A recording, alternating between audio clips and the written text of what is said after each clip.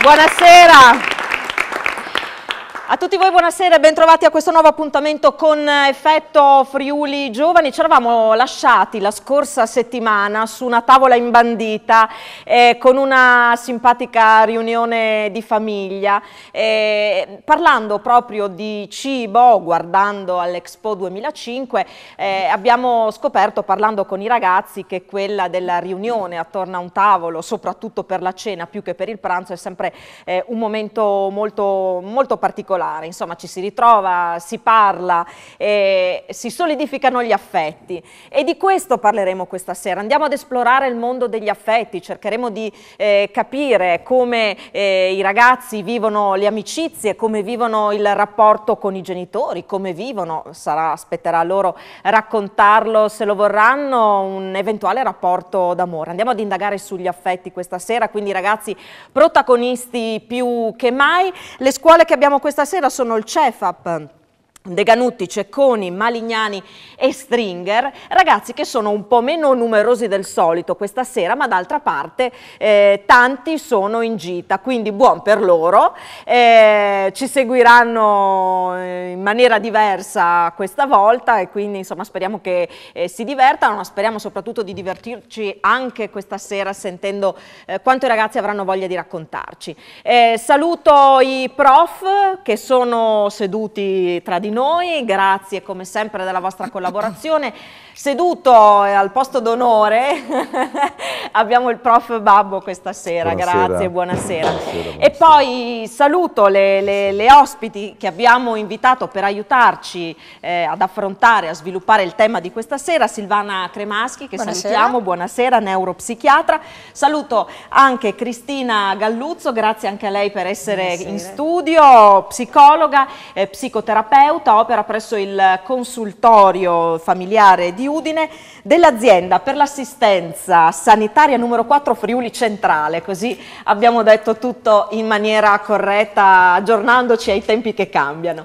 Allora, inizierei subito dando la parola ai ragazzi. La prima domanda che vi vorrei fare è questa, visto che si parla di affetti, vorrei che mi raccontaste un rapporto speciale che avete con qualcuno, un rapporto che per voi è particolarmente importante, quindi vorrei sapere con chi è e perché è così importante. Chi apre le danze stasera qui alle mie spalle?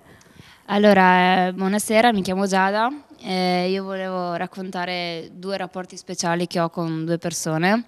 Una è la mia migliore amica, con cui passo molto del mio tempo, con cui rido, scherzo e riesco a confidarmi. E un'altra è con mia madre, perché è come una sorella, perché comunque riesco a confidarmi, a dirgli le cose come le penso. Oh, ottimo. Poi, chi ha il microfono, chi vuole raccontarmi?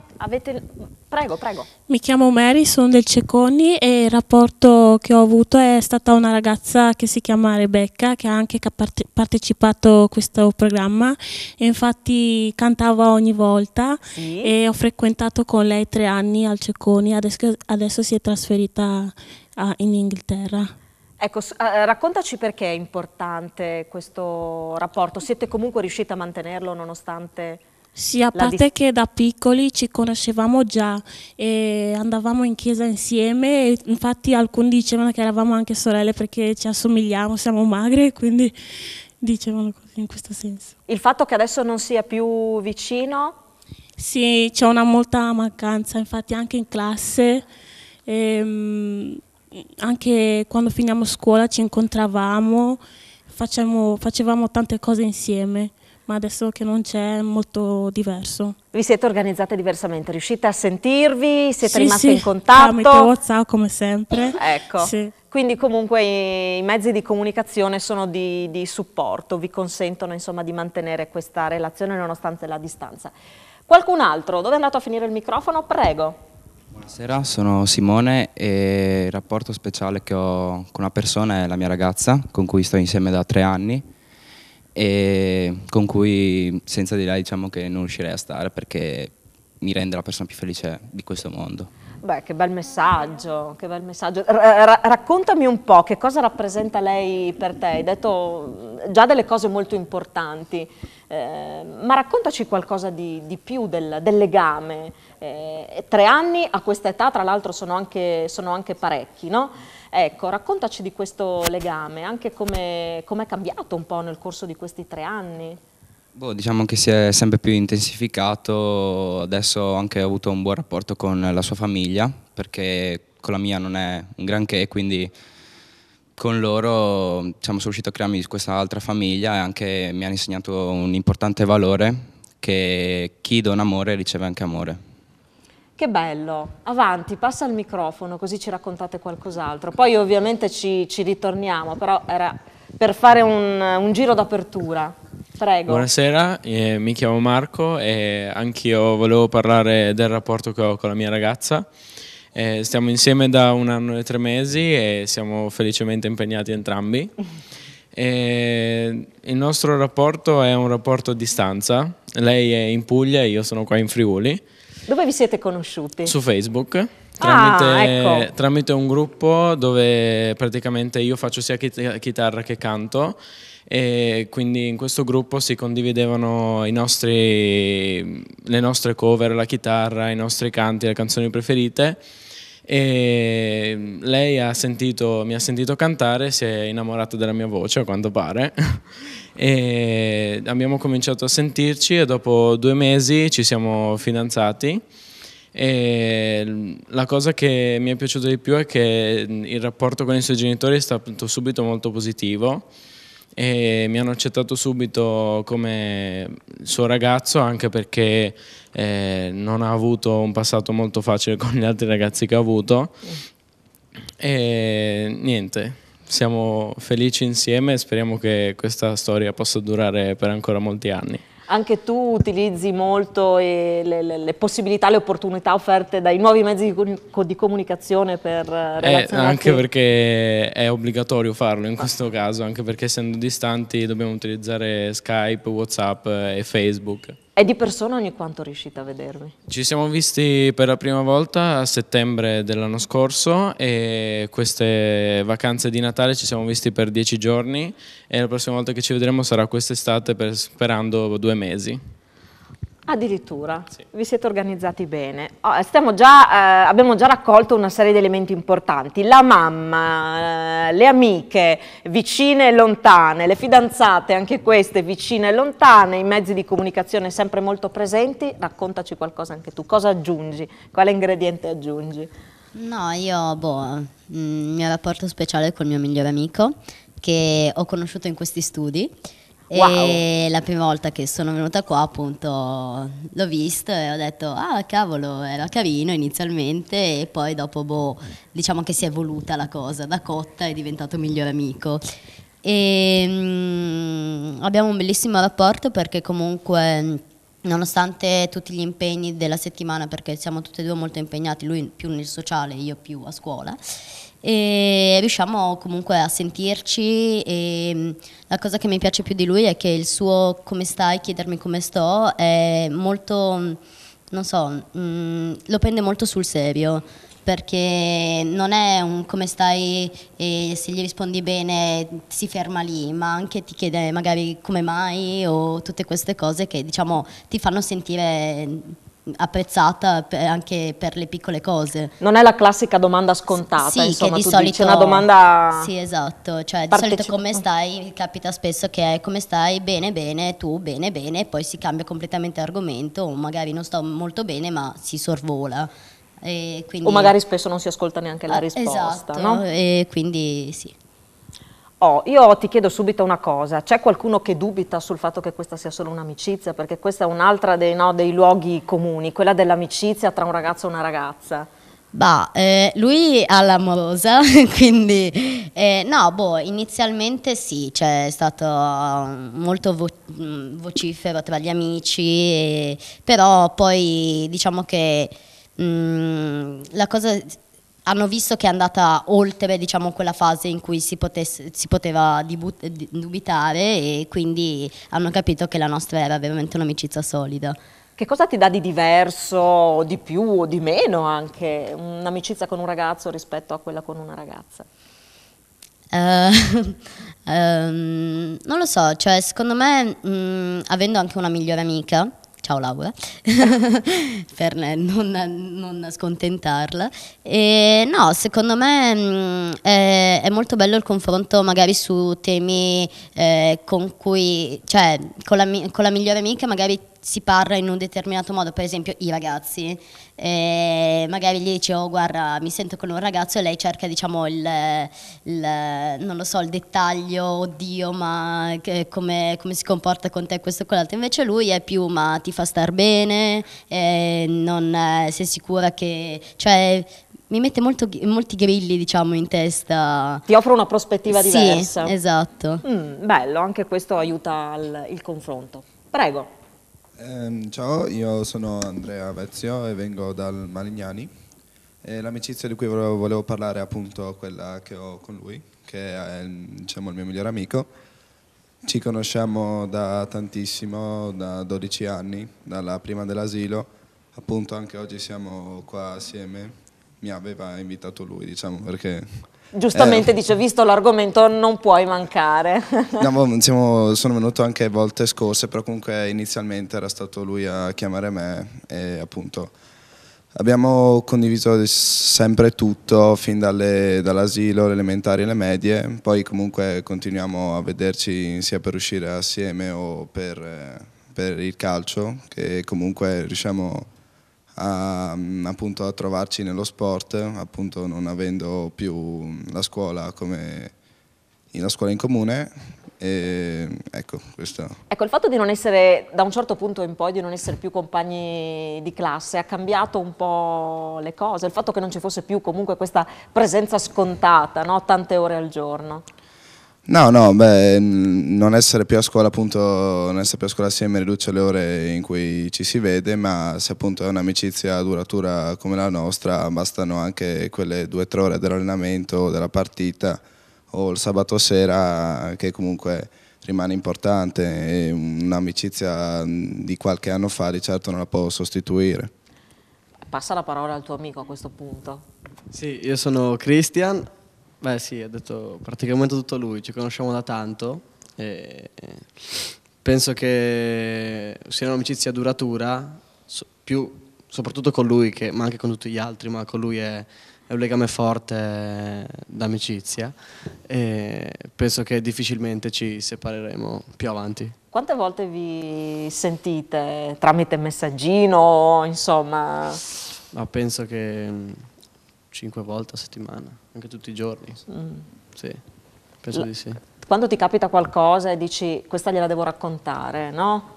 Quali sono queste cose che ti piace condividere con lui? Beh, sono poche le cose che gli dico, perché comunque facendo tutto quello che ci si può raccontare insieme è difficile raccontargli qualcosa di vivete insieme, diverso. le vivete... Praticamente sì, esatto. Sì, è difficile raccontargli qualcosa di diverso che lui non sappia già. Beh, anche questo è molto bello, no? Quindi a volte vi intendete con lo sguardo, sì, quello sì. Non servono le parole, questa è una cosa importante, cioè voi sapete di poter contare l'uno sull'altro. Esattamente, sì. E questo credo che sia molto bello. Qualcun altro? Dove è finito il microfono? Allora, io sono Elena e vengo dal Cecconi. Io volevo dire 2 cose molto importanti per me. Una è il rapporto che ho con mio amico, cioè mio migliore amico, che è andata a Milano perché ha i suoi parenti lì e si è trasferito, però ci sentiamo tramite Facebook, WhatsApp. E l'altro è il rapporto che ho con mia madre. E,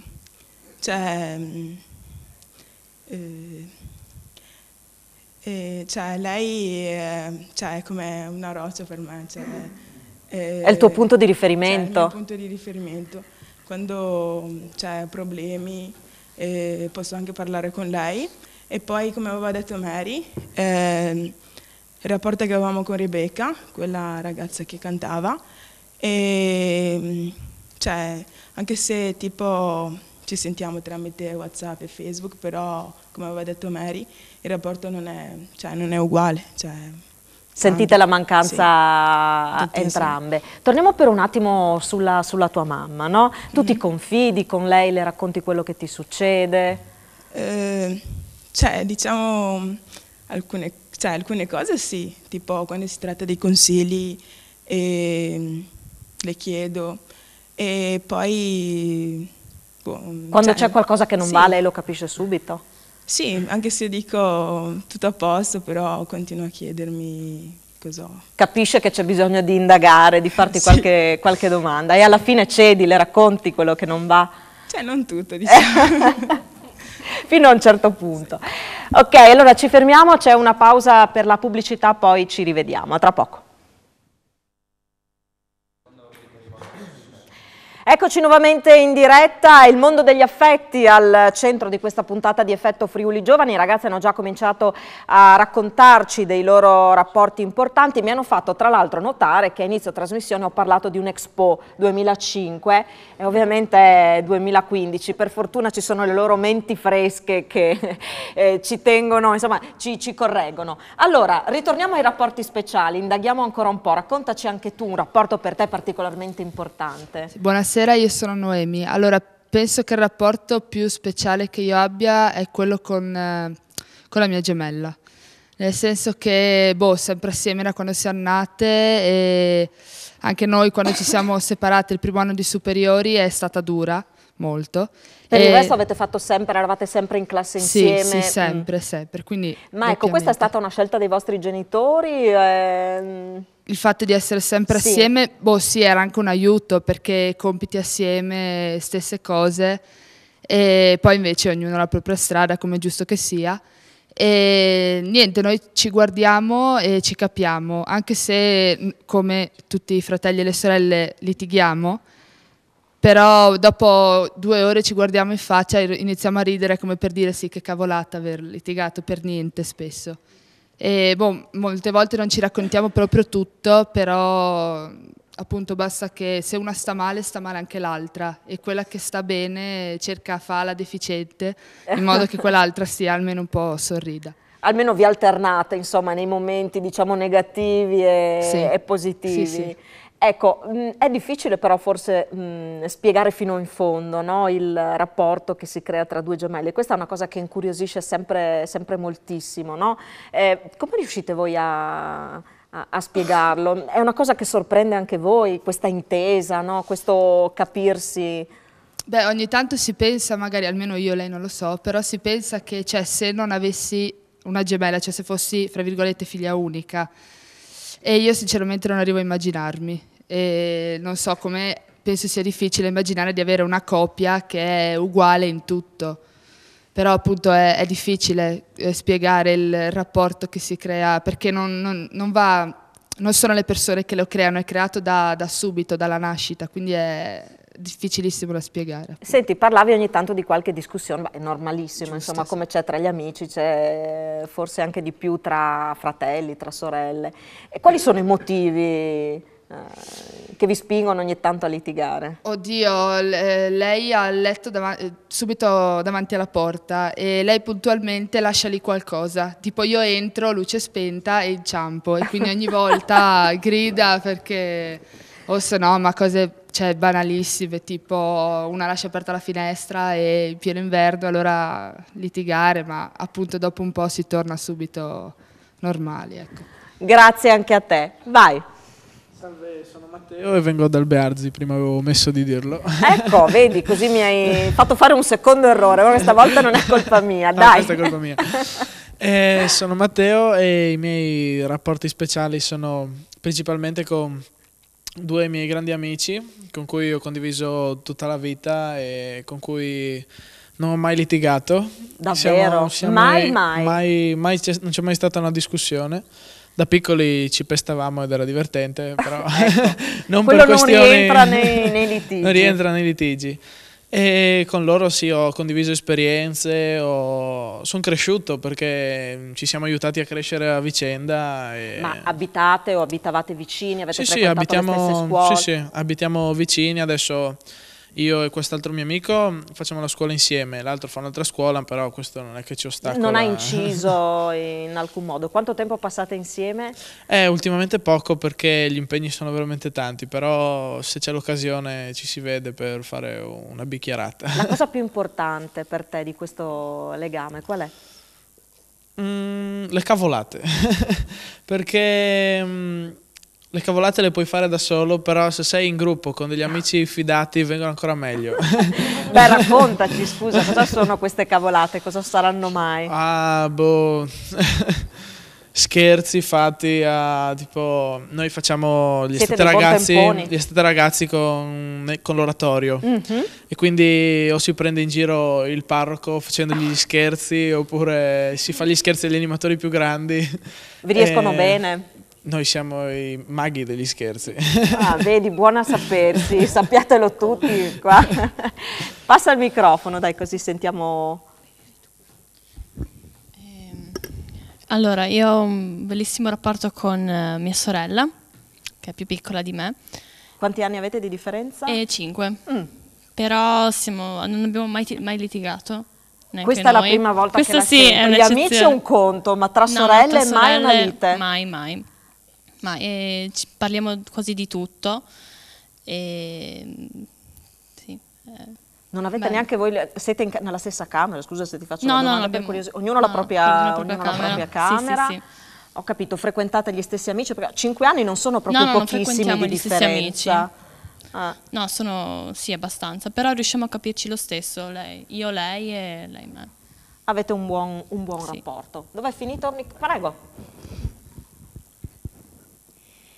Io non ho migliori amiche neanche migliori amici, però volevo raccontare di un rapporto che ho avuto quest'anno con la mia amica, sì, direi così, anche compagni di classe. Ci conosciamo, eravamo anche alle medie insieme, però lei era più grande di un anno, sì. E avevamo questo rapporto di amicizia, ero conoscenti, sì, ciao, come stai, cose così. Cosa ha cambiato il quest'anno? Prima di un'altra scuola sono andata allo Stringer e ho conosciuto le varie persone che erano in classe, poi piano piano ho iniziato a stringere amicizia con lei, Aurora. E questo rapporto devo dire che mi piace molto, facciamo molte cose insieme. Diciamo che c'è sempre stata una prima volta per ogni cosa, nel senso, non so, la prima spesa insieme, queste cose qui. E quindi ci sono questi legami, cioè abbiamo stretto proprio un bel legame. E mi trovo molto bene, per quanto possa risultare ogni tanto alquanto, diciamo, il termine fredda, però Tu pensi di esserlo? No, lei. Ah. Io invece sono esattamente il contrario, infatti siamo, come si dice, gli opposti si attraggono, cioè nel senso... Sarà contentissima allora adesso che le passerai il esatto. microfono. Però è colpa mia, ma d'altra parte sei stata tirata in ballo, dai, racconta. Sì, devo dire che... Quindi è stata una riscoperta, una persona che avevi a fianco, ma poi dopo come amicizia è nata in una fase successiva. È risultato che fuori che eravamo anche all'asilo insieme, sì. E non avete fatto mente locale Lei dopo? si ricordava di me, io no. Ho capito. Dai, Aurora, giusto? Sì.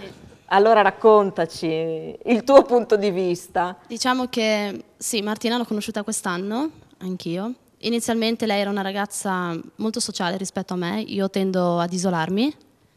Lei invece con fatica è riuscita, diciamo, ad avvicinarsi. Cosa posso dire?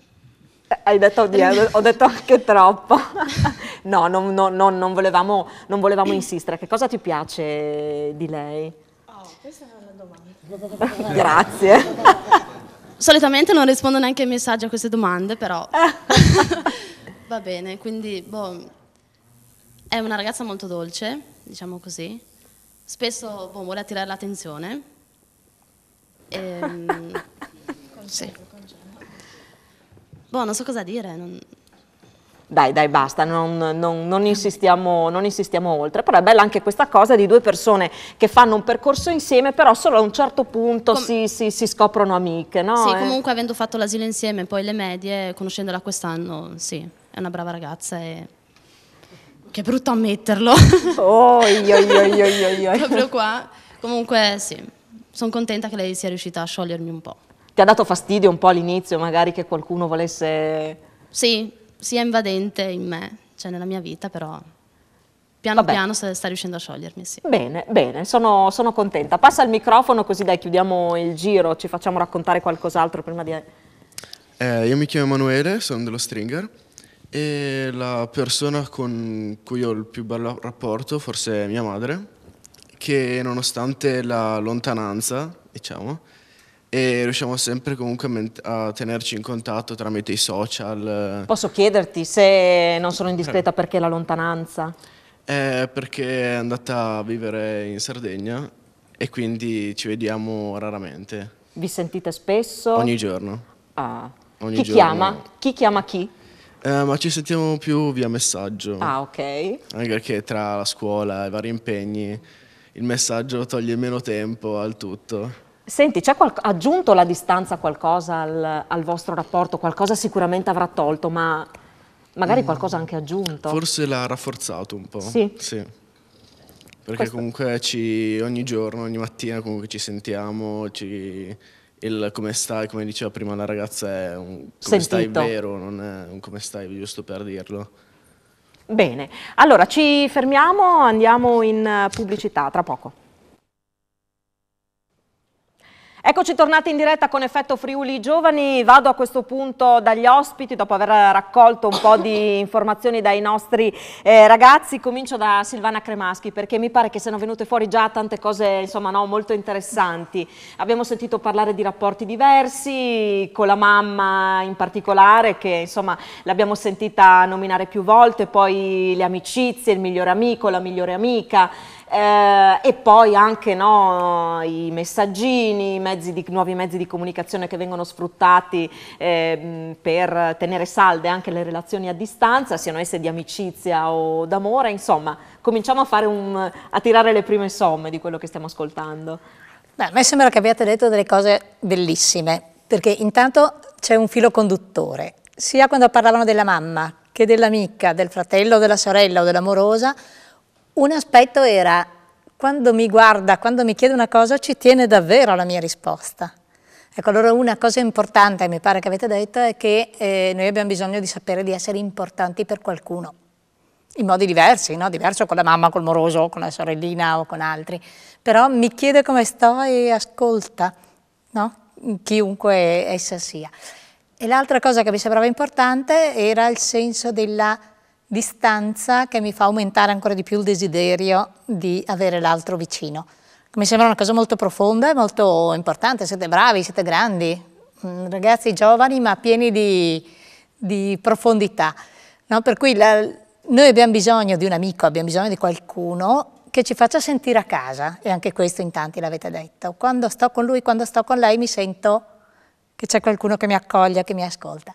Però ho anche bisogno di qualcuno di cui sentire la mancanza, che mi faccia venire voglia di andare verso, di fare delle cose per, e ho bisogno di qualcuno che sia anche un po' diverso da me. Voi due siete state bravissime prima, perché se fosse proprio uguale a me non cambierei niente. Invece quello che mi stuzzica è che mi fa sentire un po' a casa, mi assomiglia, e un po' diverso da me, quindi io posso provare a essere anche diversa da quella che ero. Mi ha costretto a uscire un po' dal mio... no? Bravissimi, mi sembrano cose molto importanti, queste qua, molto belle. Vado anche da Cristina Galluzzo per sentire anche da lei, no? Un po' Al di là delle sottolineature che faceva la dottoressa Cremaschi, a me aveva colpito anche, come dire, il bisogno che abbiamo di avere dei punti di riferimento stabili. La mamma ha fatto un po', ha imperversato per alcuni versi, ma come in particolare in una certa fase della vita abbiamo bisogno di amici e di persone al di fuori della famiglia con le quali condividere delle esperienze di affetto, delle esperienze di accompagnamento alla crescita, delle esperienze di conoscenza del mondo. E queste due cose sono due cose che stanno insieme e che ci danno l'opportunità di sentirci forti, ma anche di conoscere luoghi nuovi, luoghi affettivi nuovi, che sono le morose, che sono i morosi, che sono gli amici, ma luoghi affettivi. E questo credo che sia una cosa che ci hanno raccontato in qualche modo. Ragazzi, avete voglia di fare qualche domanda alle nostre prego, approfitta.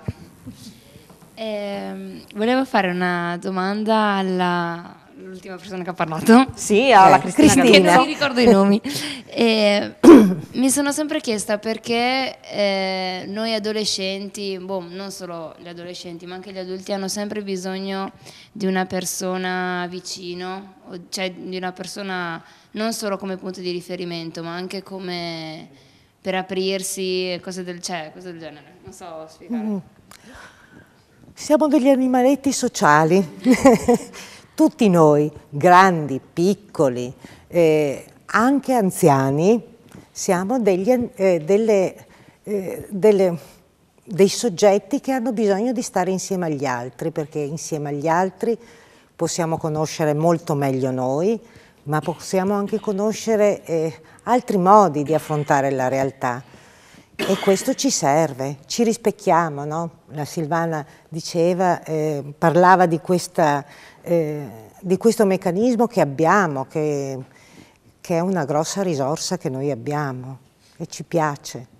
Vuoi fare una domanda, una No, considerazione? io ho avuto la possibilità di vedere due rapporti molto belli, che sono stati quello di mio padre con la sua vicina di casa, che ha 95 anni ed è una vecchietta arzillissima, che tutte le domeniche prepara il pranzo per un'infinità di persone, tutte queste cose qua, non sta mai ferma, cioè la domenica io mi sveglio e sono mezza morta, lei invece già che cucina. Hai capito? Ti sei fatta dire il segreto?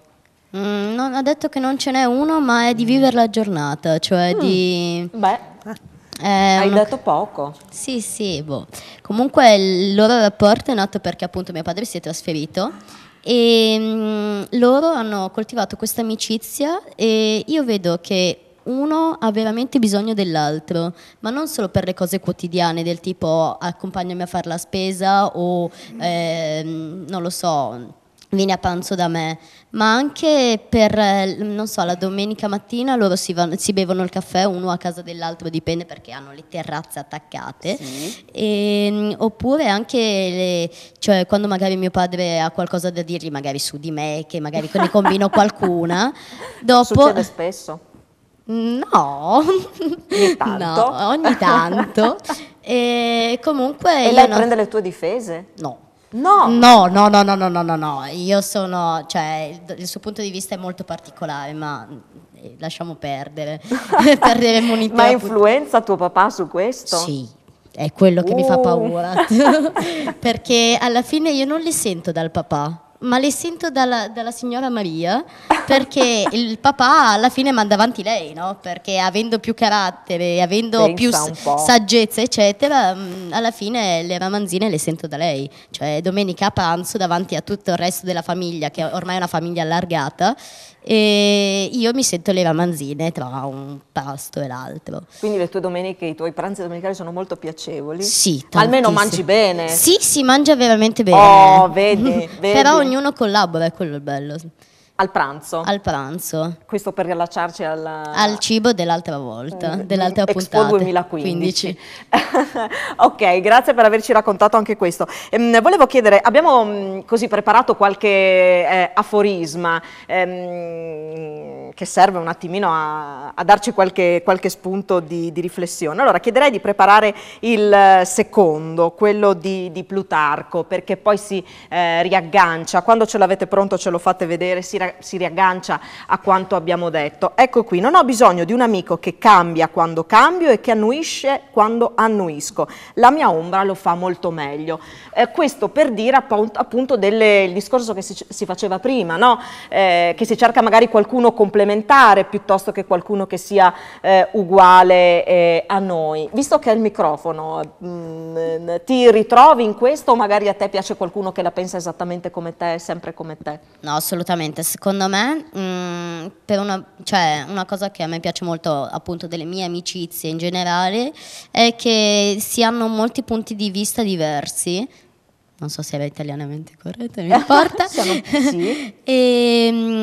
e c'è la possibilità di confrontarsi, e quindi perché tipo se lo fai a casa di solito si finisce con urla e incavolature, ma invece se lo si fa con un amico ci si controlla un po' di più e si riesce ad esprimersi, diciamo, su punti di vista diversi.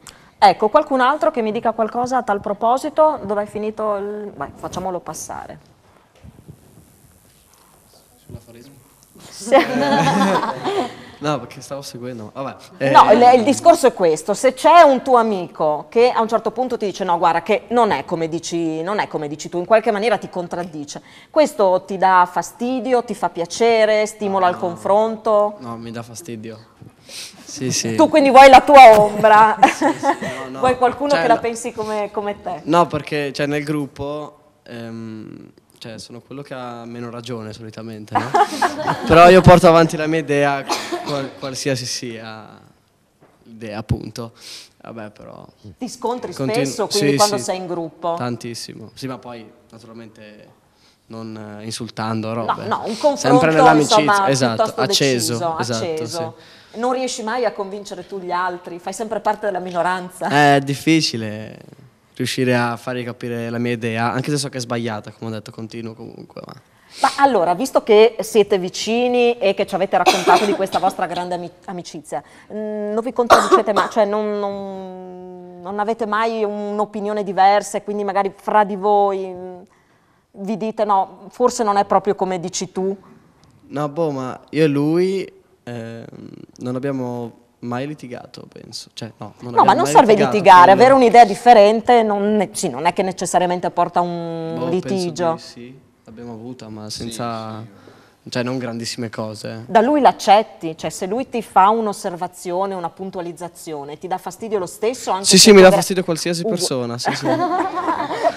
Anche se mia madre lo dice. Quindi... Anche se tua mamma. Vabbè, insomma, giustamente. Dai, sentiamo qualcun altro. Volevo su questo, complementari, uguali, qual è il vostro modello ideale?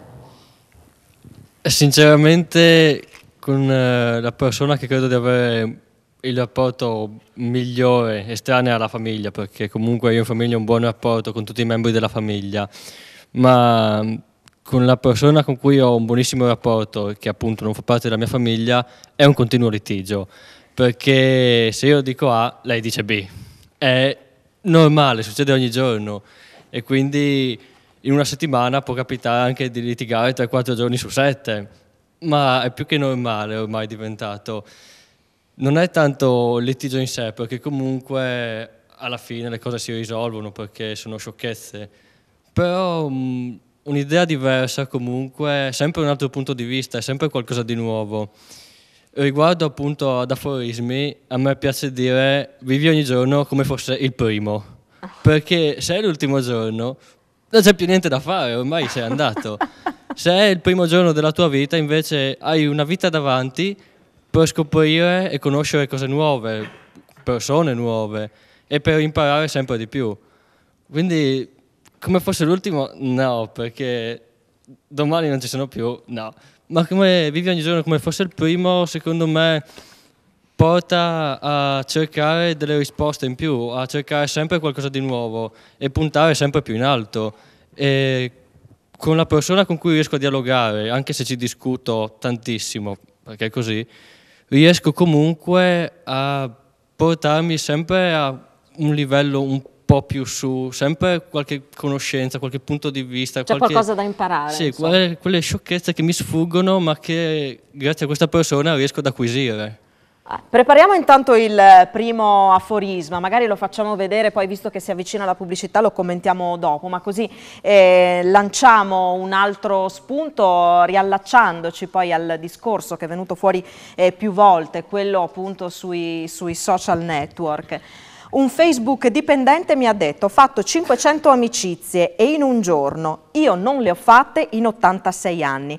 Ma quanti amici può davvero avere un essere umano? Risposta: 150, non di più. Questo è Bauman, un sociologo polacco, che poi aggiunge, oltre a quello che leggete, il punto è che si può fare amicizia anche con 5.000 persone su Facebook, ma oltre i 150 non sono altro che semplici voyeur che ficcano il naso nella nella nostra vita quotidiana. Insomma, una massa di surrogati che hanno come pregio per il consumatore contemporaneo quello di non darci quei fastidi che i rapporti umani portano inevitabilmente con sé.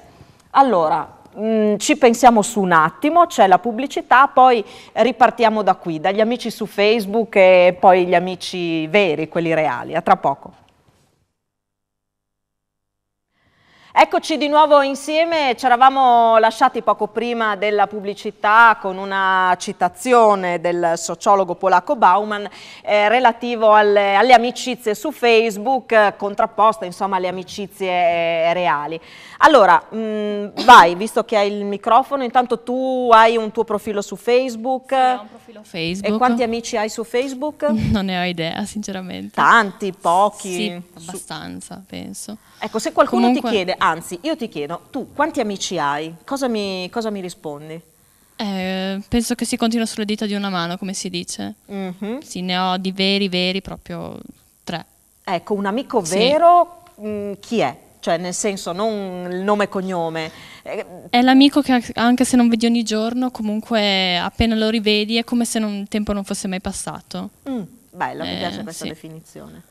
E per quanto riguarda gli amici su Facebook, appunto sono su Facebook, non nella mia vita, quindi non ci do peso. Ok, qualcun altro su questo che vuole parlare? Vai. Scusa. Io vedo i mezzi di comunicazione come Facebook, WhatsApp e quant'altro sicuramente molto utili, perché comunque, come capita a me, è difficile che 2 persone riescano a vedersi ogni giorno. È veramente molto complicato, specialmente con studio, scuola, impegni vari, quindi li reputo davvero importanti sotto un certo punto di vista. Però è anche vero che se io ho 500 amici su Facebook, parlerò con 10-20 persone alla fine di quelli che sono i miei amici su Facebook. Quindi non è tanto un'amicizia vera e propria, è più un rapporto per passatempo, perché non so cosa fare e allora dico ho tanti amici, faccio questo, alla fine non è niente di concreto, non è niente di reale, è solo qualcosa per passare il tempo. Però, ripeto, questi social network effettivamente possono essere molto utili, perché io non so, per me ad esempio ricevere un messaggio buongiorno appena svegliato, buonanotte prima di andare a dormire, cioè è qualcosa che mi fa anche un po' sciogliere, perché dico, si vede che ci tiene. Vabbè, ma è una cosa bella, insomma. Sì. Sapere c'è qualcuno in quel momento che ti sta pensando, che ti sta dicendo qualcosa. Dai, facciamo scorrere il microfono. Dai, raccontateci qualcosa, su. Parto solo io, Fai tu, faccio io. Ok. Dai.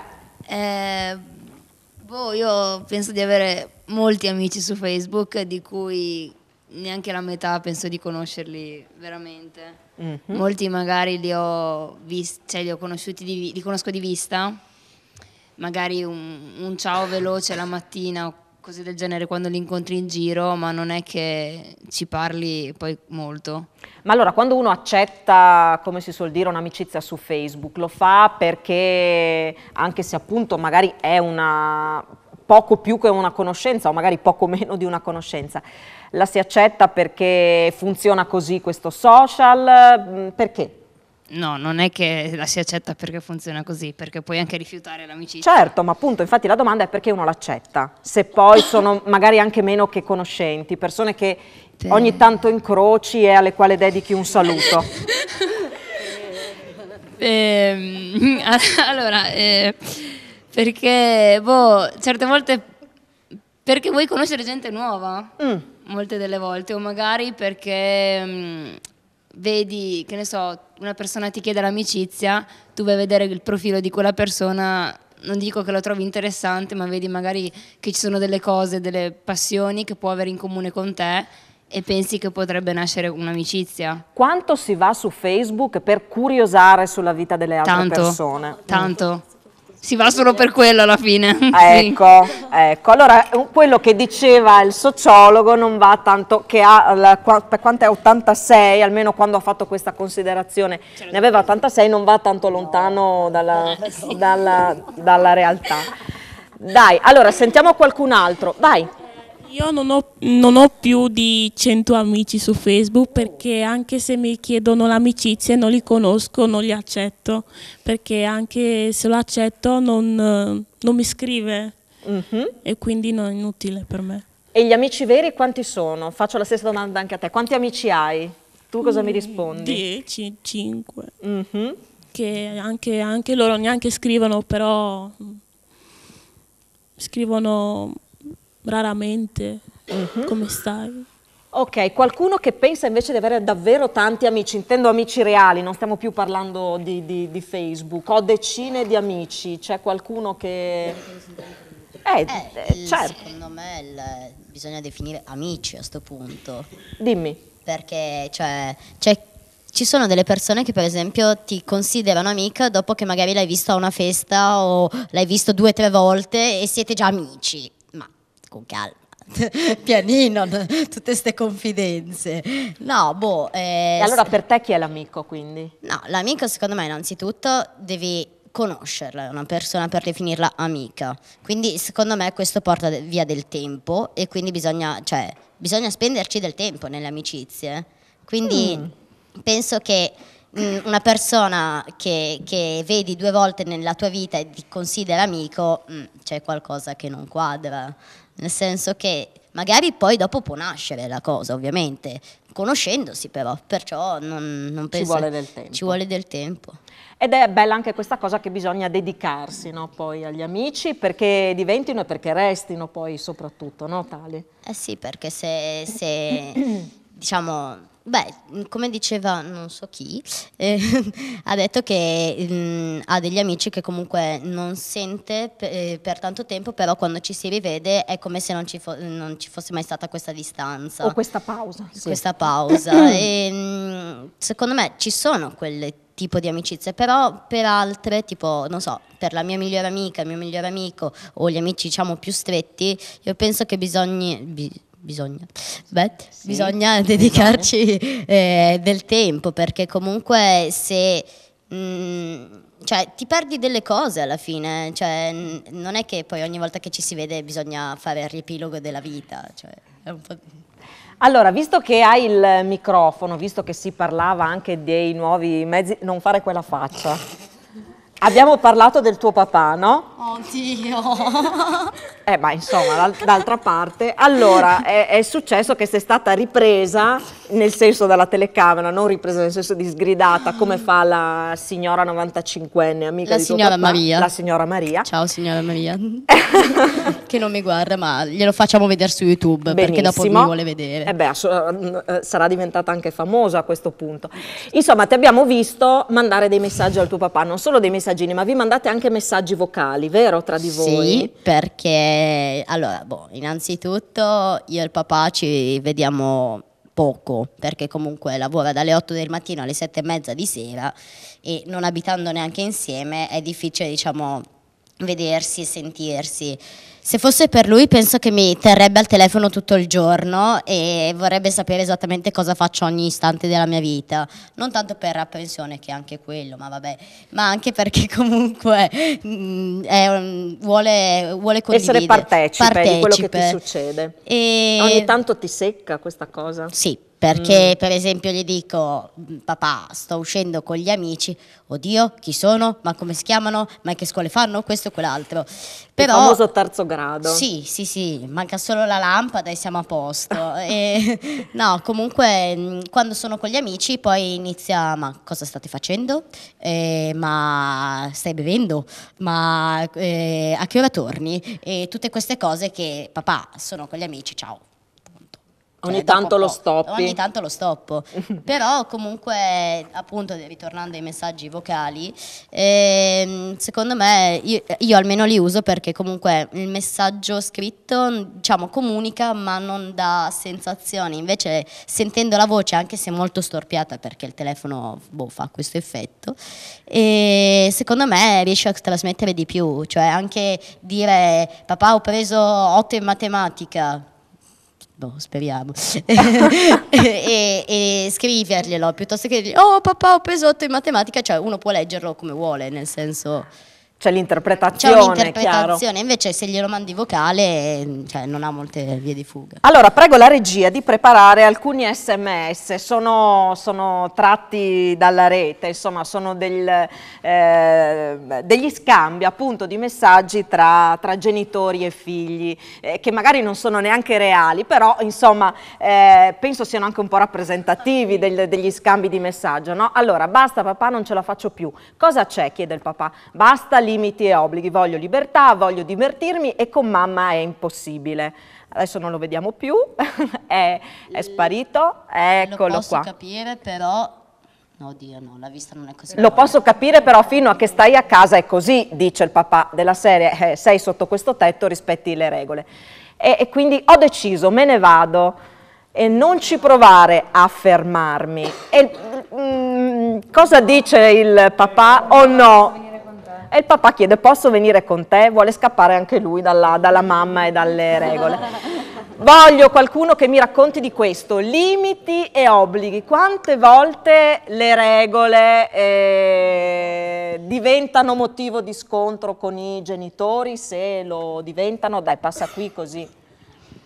Tu con tua sorella vai d'accordo, fate comunella. Prometto, ne ho 3, quindi siamo in 4. Ah, Quando ok. usciamo siamo sempre assieme. Sì. E questo diciamo che fa restare mamma e papà più tranquilli, perché siamo tutti assieme, quindi diciamo che è un pensiero unico, non del tipo una va da una parte, una dall'altra, una dall'altra ancora, quindi... Però boh, le regole è giusto che ci siano. Cioè sì, chiaro, magari si può un po' patteggiare sul coprifuoco, del tipo ma dai mezz'ora in più, no, quell'ora o niente, però boh, è giusto che ci siano. Voi le accettate, non sono, cioè sono, dici, motivo, ci ragioniamo insieme, però le riconosciamo. Sì, per quello sì. Vediamo il messaggio successivo, così diamo un po' velocemente qualche spunto alla riflessione, vediamo se poi li vediamo magari in sequenza. Ecco, ti voglio tanto bene, cosa vuoi da me, cosa ti serve? Ecco, questo volevo chiedervi. È un classico. Quando è che si insospettiscono? È un classico. È un classico, vi sgamano subito, come si suol dire. Dai, qualcuno che mi racconti quali sono le tecniche adottate per convincere i genitori a farvi dire di sì su una cosa che sapete già, insomma, che non è difficile da accettare. Le tecniche, quali sono? Io uso questo metodo con mio padre. Quello del messaggino? No. Di chiedergli come sta, tutte queste cose lì, andare lì, abbracciarlo, dargli affetto. E lui subito mi blocca, mi dice sì, vuoi soldi, devi uscire. Ecco, normalmente fai queste cose quando ti serve, cioè quando devi chiedere un permesso per qualcosa o poi quando bisogna... Esattamente, quando devo uscire, magari stare più tardi, far più tardi, e uso questo metodo per cercare di colpire mio padre. Qualcun altro che ha qualche tecnica particolare che utilizza? Vai. Io invece uso gli occhioni dolci. Aiutano. E poi cioè, mio padre si fida di me perché sono alquanto sincera con lui. Non uso termini tipo... cerco di non dire bugie perché alla fine è meglio che sappia cosa faccio, dove sono, perché se mi potesse accadere qualcosa... Però comunque... Quindi la sincerità ha fatto sì che ci sia un rapporto di fiducia. Sì. La fiducia è basata sulla sincerità. Mi lascia fare più o meno quello che voglio, sì. Un termine come abbracciarlo, ti voglio bene, gli occhioni dolci, vai lì, ma sai che... Dai, sono l'unica tua figlia, no? Dai. Boh, a parte che ho un fratello, gemello, tra l'altro. Non ci assomigliamo, ma comunque... Vedi quanti gemelli che abbiamo in questa trasmissione? Ecco. Sì. E gli occhioni dolci funzionano? Sì, quasi sempre. Se è arrabbiato... Non neanche quelli. Comunque guarda, sto a casa, non c'è problema. Sì. Ah, sei tu quindi che cedi, sì, cioè, quando vedi che non è aria, lasci perdere. Dai, aspetta che vediamo un altro messaggio, così vi sento. Voglio capire quanto questi messaggi vi rappresentano. Quando ho intenzione di tornare a casa sono le 3. Prima cosa è ancora l'1:45 e seconda cosa, se non fa giorno a casa non ci torno. Tu non hai capito, tornassi anche fra una settimana mi troveresti ancora sveglia sul divano ad aspettarti. Quindi abbiamo parlato dei rientri e quindi vi chiedo, quando tornate a casa trovate qualcuno lì Magari a leggere un libro con la lucetta accesa, con lo sguardo, no? Dormono tutti, più o meno. Davvero? Non trovate... Beh, tu Racco, visto che hai il microfono, com'è? Diciamo che dipende dall'ora in cui torno, perché mia madre, guarda che finché non torni io non vado a dormire. Poi si appoggia sul divano, probabilmente ho preso da lei, perché chiuderà gli occhi e dirà chiudo gli occhi un momento e lì rimane. Infatti torno a casa e la trovo lì che mi stava aspettando appoggiata così. Che... E tu ovviamente gli dici, è un'ora che sono rientrato a casa, sì, cosa ci non fai volevo ancora qua? disturbarti. Ho già dormito, è già passata la giornata, tu sei ancora qua. No, di solito ci provano ad aspettarmi i miei genitori, specialmente mio padre, poi che lui fa più facilità ad arrivare alle ore piccole, quindi quando torno a casa mi chiede com'è andata, se è tutto bene, poi io di solito mi fermo a guardare un po' la televisione e poi vado a dormire. Però comunque poi c'è anche ad esempio certe sere, sono le 2:30, dovrei ritornare a casa mezz'ora fa, ma mi fermo quella mezz'oretta giusto per... alla fine poi dipende dalle serate, insomma, se c'è un rapporto comunque sincero alla fine dici mi fermo per questo motivo. È anche comprensibile la cosa, comunque c'è un dialogo e c'è un rapporto che funziona, quindi magari l'arrabbiatura c'è sul momento, però non è niente di eccessivamente grave. È chiaro, è chiaro. Allora ci fermiamo per la pubblicità, poi leggiamo magari ancora un altro paio di questi messaggini, così andiamo a indagare sul rapporto tra genitori e figli. A tra poco.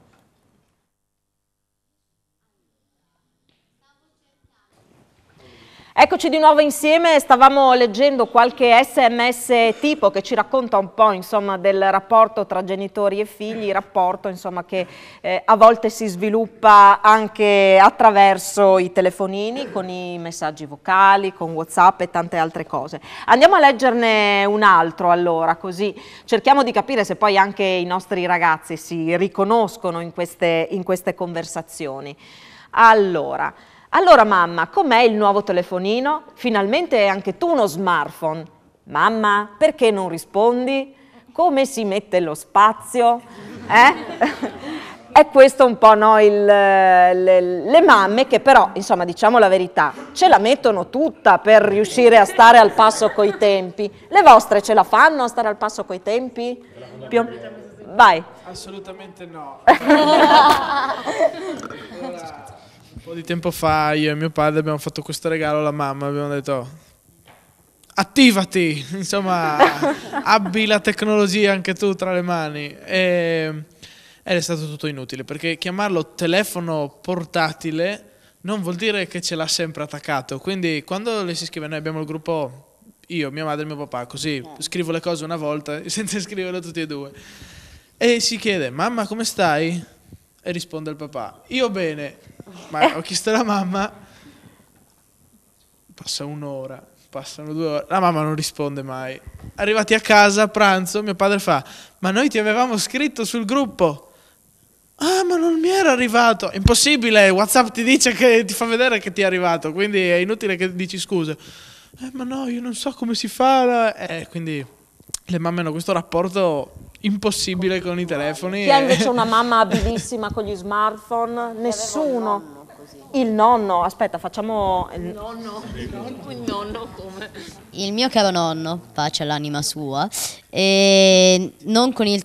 No, beh, mio padre, allora c'è un divario tra mio padre e mio nonno, perché mio nonno gli scrivevo nonno sono a pranzo da te oggi, oppure posso venire a pranzo da te? Sì, c'è questo, quello e quell'altro. 2 secondi dopo mi rispondeva mio padre, papà mi vieni a prendere? Boh, non si sapeva, passavano le ore. Sì, ti vengo a prendere, scrivendo anche qualcosa che non era cioè non aveva niente di lettere giuste, ma a interpretazione. Ci metteva tipo 15-20 minuti per rispondermi una frasetta piccola così. Cioè, alla fine mio nonno era più tecnologico. Mio nonno giocava col DS, il Nintendo, e aveva il Mac. Mio padre invece si sta evolvendo pian piano. Il primo telefono moderno gli abbiamo regalato quest'anno. Sì, ma pian piano vi mandate i messaggi vocali? Cioè... io li mando a lui. Lui non ha ancora capito che bisogna tenerlo premuto, il pulsante. Lui mi dice: ma io ti ho mandato il messaggio, quello che parli. E io: papà, guarda, non è arrivato niente. Ma non gliene fate passare una a questi genitori? Allora, Neanche se stiamo quando c'è vedendo la quello che non sanno fare. È cattivissima. Dai, vediamo l'ultimo, se no poi qua facciamo tardi. Allora, questa è la mamma, suppongo, che scrive al figlio e alla figlia: la tua camera fa schifo, ti consiglio di metterla in ordine entro oggi pomeriggio, in caso contrario provvederò a cospargere i tuoi vestiti di benzina. Bacio. Bacio. Ho la camera in disordine, o comunque in generale il disordine. Per quanti di voi è motivo di scontro a casa? Hai il microfono per te?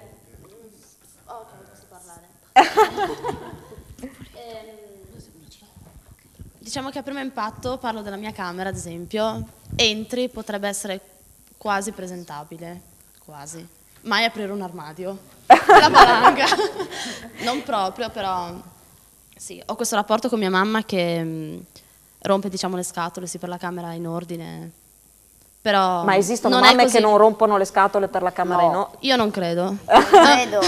La sua? No, vabbè, dopo parliamo con te, lasciamo finire. Comunque Aurora. non è che sia così esigente. Sì, non è...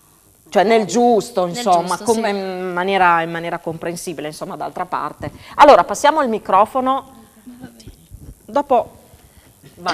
Diciamo che mia madre non mi mette né molte regole né mi impone di tenere in ordine le cose, perché comunque io gli ho sempre detto che nel mio disordine ho sempre trovato tutto. Ma questo vale, ecco, vale in generale sulle regole o solo per l'ordine? No, in tutto. Poche regole.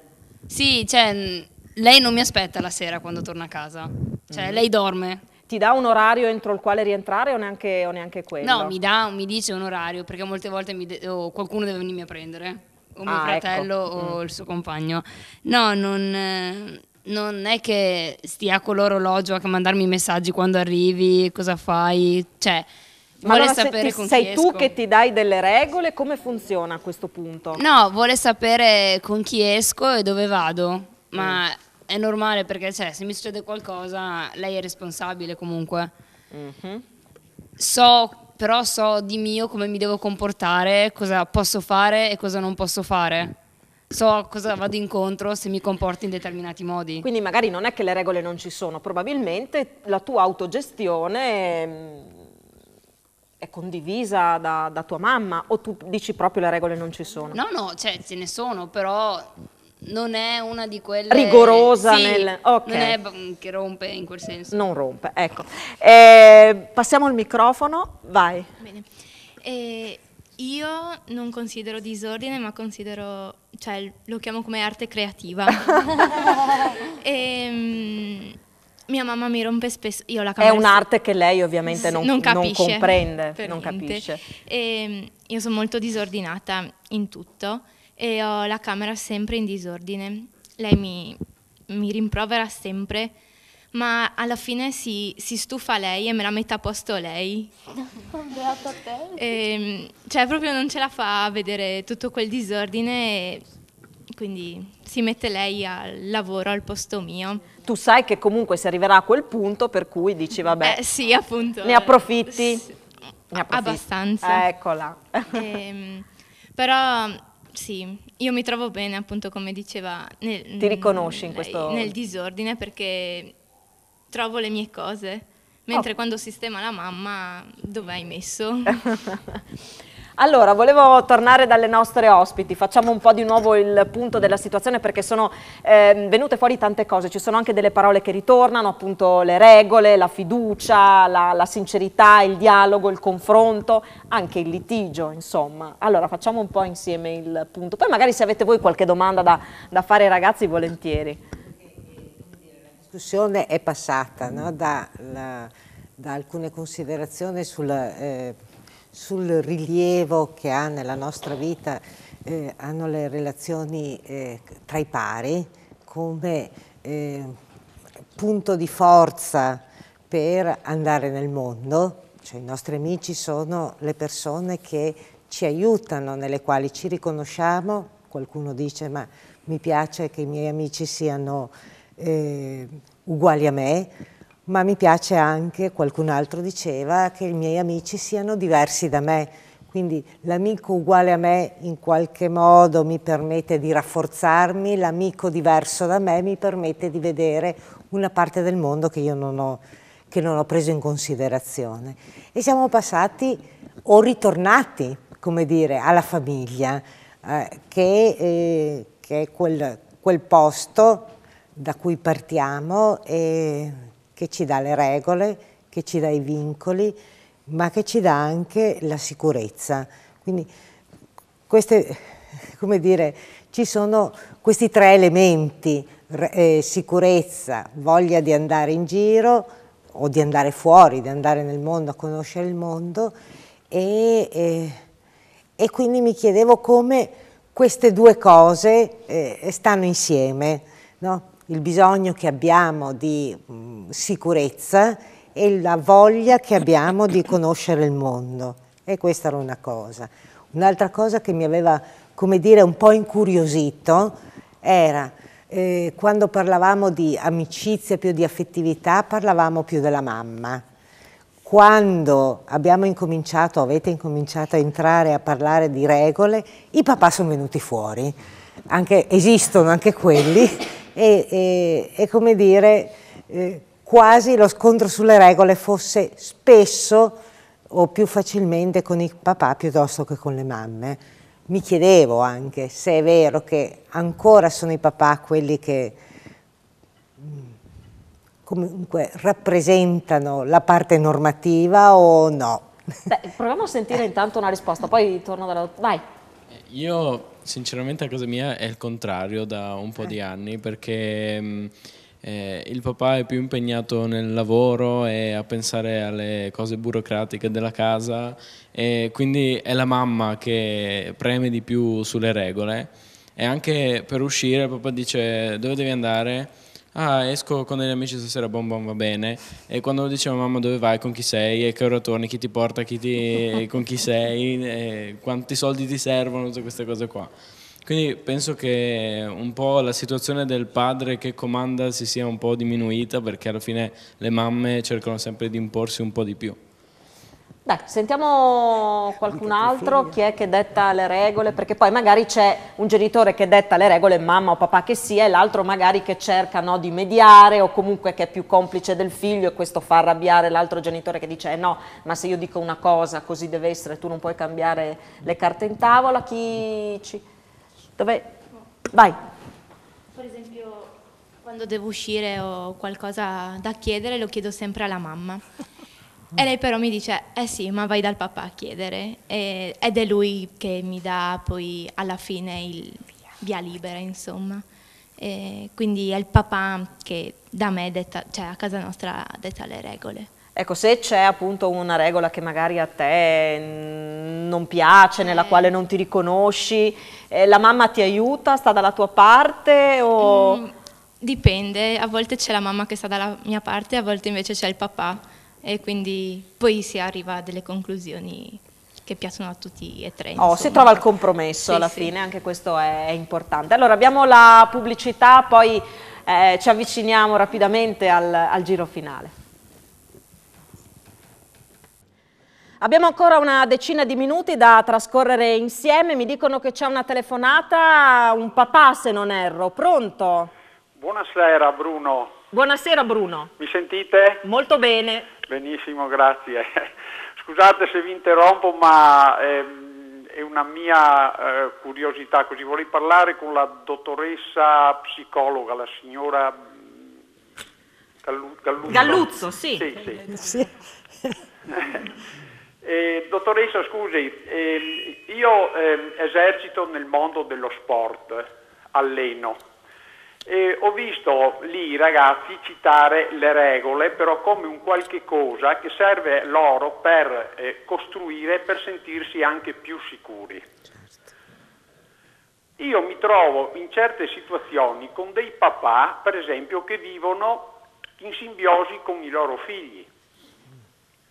quindi non c'è stato lo sdoppiamento, cioè non abbiamo a che fare con due persone, ma abbiamo a che fare con una persona unica, dove 1 più 1 fa 1.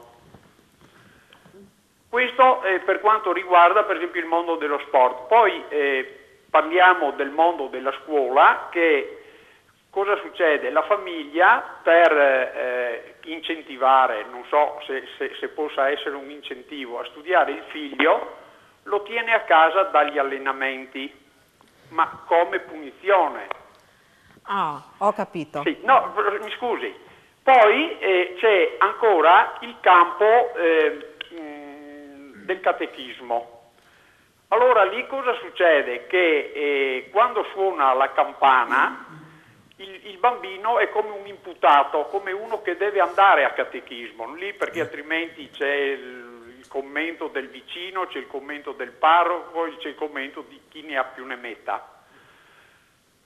Quando alla domenica suona la campana della messa, la mamma va nell'orto a combattere la fame nel mondo perché deve annaffiare le piantine e il papà va a fare l'assistente sociale giocando alle carte con i suoi amici al bar. Ecco, noi cosa possiamo fare per far cambiare o per applicare le regole in un modo efficace con i ragazzi? Perché loro ci stanno chiedendo sicurezza e di avere degli elementi su cui poter basare la loro vita. Grazie per averci chiamato, per le sue indicazioni. Sentiamo, adesso visto che è stata tirata in ballo, qualcuno vuole fare una considerazione sulla telefonata? Sentiamo, no. Le regole, però insomma partiamo da quello, no? Le regole, il genitore amico, il genitore in simbiosi con il proprio figlio, o deve esserci una certa distanza? Sicuramente un'esperienza che hanno gli allenatori o chi segue il calcio è che effettivamente alle volte c'è come dire, un'identificazione, chiamiamola così, del genitore con il figlio e quindi, come dire, un atteggiamento un po' protettivo, no? Nei confronti dei figli. E questo è certamente una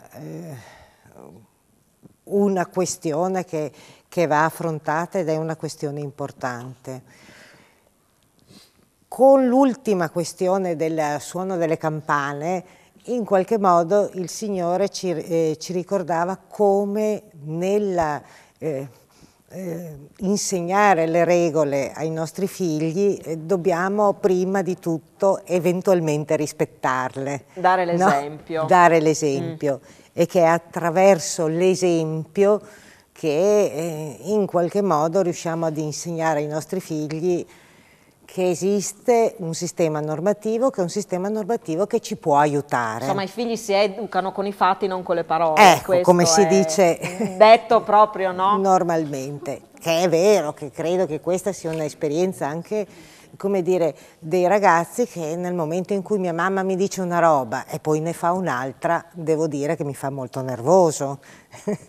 Dico mia mamma perché io sono mamma, certo, come certo. dire. Poi arrivo anche dal prof Babo, volevo sentire la dottoressa Cremaschi, perché poi... Contare un aneddoto simpatico, c'era un famoso allenatore di calcio che a fronte di richieste su quale squadra avrebbe voluto allenare, se i pulcini, non so più come si chiamano, diversa età, eccetera, rispose candido: la migliore squadra da allenare è una squadra di orfani. Non nel senso che voleva gli orfani davvero, ma diceva giocare con i ragazzi è un bel gioco e si riesce a lavorare bene con loro. I genitori dietro la rete che dicono vai, devi assolutamente fare gol, guai a te se molli, ammazzalo, picchialo, arriva. Ecco, basta. No? E allora questo solo per rinforzare un po' che qualche volta i nostri genitori si appassionano al punto tale che sembra che siano loro innamorati del nostro moroso, o sembra che siano loro che stanno giocando la nostra partita, o che siano loro giudicati dagli insegnanti a scuola, per cui la nostra insufficienza diventa un giudizio su di loro che non sono stati abbastanza i bravi genitori. Per cui, cari ragazzi, vi tocca anche rassicurare un po' i vostri genitori e dirgli: caro papà, cara mamma, tranquillo che in qualche modo ce la faccio. Cosa dite? Si può fare? Ecco, facendo un po' il bilancio di quello che è emerso, dicevo prima appunto di alcune parole chiave, no? La fiducia, la sincerità, il dialogo, come elementi importanti insomma, per stabilire un buon rapporto. Questi sono... No, fondamentali, mi pare che i ragazzi li abbiano detti perfettamente. Io però avevo un'altra curiosità, che c'è pochissimo tempo, però un aspetto interessante che avete detto è stato l'utilizzo dei social network per tenere le amicizie, perché tanti hanno detto avrei perso questo rapporto, non riuscirei a mantenere il rapporto con la mia ragazza e invece con i social network riesco. E io credo che ci sia un aspetto interessante di pudore e timidezza, per cui noi tante cose non riusciremmo a dirle o non riusciremmo a esprimerle in modo così diretto, e invece nascosti dietro uno schermo o nella tastiera possiamo anche permetterci di dire una cosa un po' più affettiva. Non so, le poche parole d'affetto che i miei figli mi hanno detto me le hanno scritte, non me le hanno dette, perché insomma dire alla mamma ti voglio bene fa un po' un effetto, però scriverlo si può, e questo mi incuriosiva molto, mi piacerebbe sentirvi su questa cosa. Vai. Io non solo per mamma e papà, ma penso che molte, cioè come diceva il ragazzo prima che si sono conosciuti tramite Facebook, penso che possa essere anche un mezzo per, però boh, io sono un po' scettica perché dietro a un computer si può essere chi si vuole alla fine, quindi posso dire di essere alta, bionda e con gli occhi azzurri, come si dice, non lo so. Però il discorso era un po' diverso, questo è indubbio, però delle volte quando si scrive, adesso magari se non ti piace il social network, pensa a una lettera tradizionale carta e penna, a volte scrivendo si riescono a dire cose che magari di persona... Io i miei sentimenti per esempio li esprimo sempre via carta. Ecco, vedi, questo era, adesso non è la carta, è un social network, ma questo era il senso, quindi è vero, anche sì, è più facile. Anche a te. Chi di voi dice ti voglio bene mamma, ti voglio bene papà, ma non perché ha bisogno di qualcosa, perché lo... Ecco, insomma, le zampe? ce n'è qualcuno, voglio dire, è bello, mi piace questa cosa. Vado un attimo dal prof, perché l'allenatore, cioè, no, che punta il dito con i genitori, insomma molto spesso anche per gli insegnanti, no, diventa difficile relazionarsi con un genitore. Voi qual è la vostra prospettiva? Questo rapporto genitori-figli come lo inquadrate in qualche maniera? Ma è chiaro che il genitore che arriva vale per lo sport, ma per la scuola forse è carico di quello che lui è stato come studente, come quando tifa è carico di quello che lui è stato come sportivo. Allora arriva con l'ansia, arriva con la paura, arriva con la paura che il ragazzo non venga capito quanto lui non viene capito, e spesso quando incontriamo dei genitori noi incontriamo delle persone che hanno bisogno prima di essere rassicurate, di capire che il figlio non è un mostro e non è inserito in una situazione mostruosa.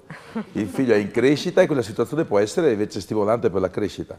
Tante volte alcuni genitori hanno difficoltà di valutare la bontà del figlio perché lo valutano a seconda della pagella.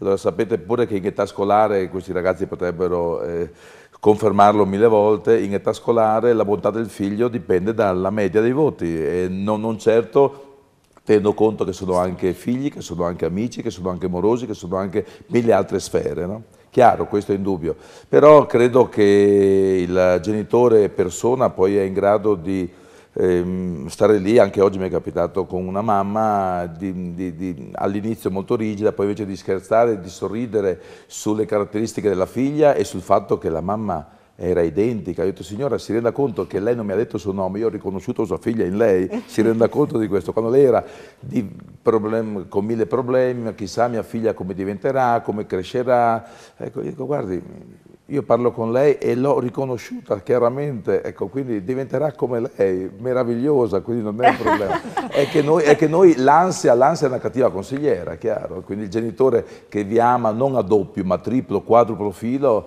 è chiaro che non riesce a essere libero nel vedere le cose come magari un insegnante può vederle, ecco, questo sì. È bella questa cosa che arriva sia dalle professioniste che dall'insegnante, del fatto del genitore che vuole essere rassicurato, che ha bisogno di certezze. Sembra quasi che si siano un po' invertiti i ruoli. Ma probabilmente perché il genitore è il nexo scolaro, è il nexo sportivo e vorrebbe rimettere a posto alcuni cassetti che forse anche lui non ha chiuso bene. il cassetto della scuola, il cassetto ma anche dell'affettività, tutte le volte che voi vi innamorate risvegliate il primo amore di vostro padre, di vostra madre, ma è normale, il primo fallimento scolastico risveglia, il primo fallimento successo sportivo risveglia, i nostri genitori, ma io sono genitore, vedo che tutti i passi che fanno i miei figli di fatto sono cassetti che mette a posto anche sui miei cassetti, ecco, chiaro. Bello, allora mi piace questa storia dei cassetti. Allora siamo arrivati in conclusione, ringrazio come sempre i ragazzi per quello che hanno deciso di raccontarci, ringrazio le nostre ospiti Silvana Cremaschi e Cristina Galuzzo, grazie insomma per il vostro apporto. Devo ricordarvi in conclusione due cose, il tema della prossima puntata, affronteremo il tema dell'impegnarsi, i ragazzi che si impegnano in politica, che si impegnano nel sociale, che si impegnano a scuola, che si impegnano nello sport, insomma l'impegno visto dal punto di vista dei ragazzi. Altra cosa da ricordare è che la prossima sarà l'ultima puntata di questa stagione, quindi motivo in più per non mancare. Grazie davvero ragazzi, ai prof e alle nostre ospiti, grazie ai tecnici in studio in regia, a voi che ci avete seguito da casa. Alla prossima settimana, arrivederci.